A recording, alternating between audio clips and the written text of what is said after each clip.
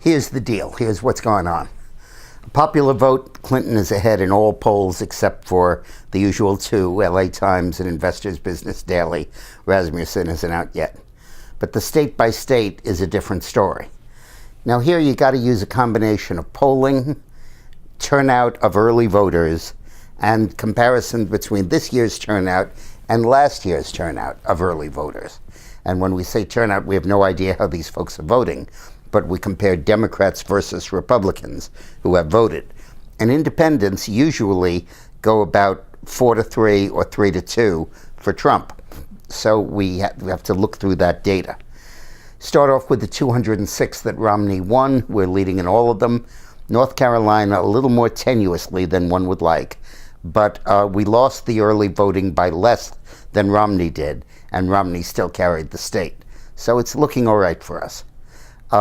Then you have two pretty good states, Ohio, where we've been ahead for a long time, and Iowa, we've been ahead for quite a while, and that brings it up to 230 electoral votes. You need 270. Then we come to Florida.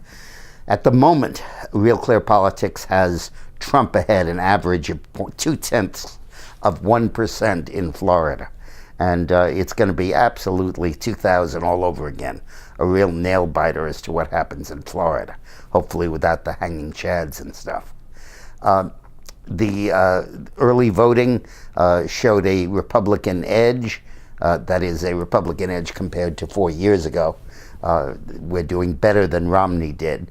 And it's just impossible to tell about Florida, but it certainly doesn't look bad. Now, once you put in Florida, you're at 259 electoral votes. And to get the other 11, you've got New Hampshire, where we've been ahead. Now we're slightly behind, and it's 4 electoral votes. And Nevada, where we continue to be ahead, 6 votes, but people are worried about the Reid machine, that might overshadow stuff. And there's one elector in Maine where we're for 268. He could put us to 269 because one of the congressional districts awards its electoral votes separately from the other one, a new law in Maine. Now, if any of that breaks down, you have Pennsylvania waiting in the wings, where we're only 1 or 2 behind or tied, and could easily score a breakthrough in Pennsylvania, a state to keep your eye on.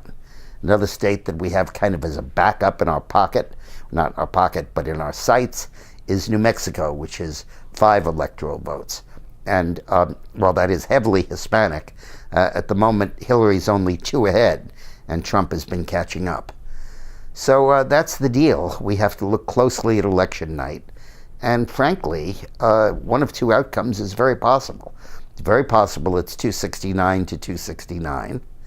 You give the scenario I just sketched out for you, could bring you to that, in which case it goes to the House.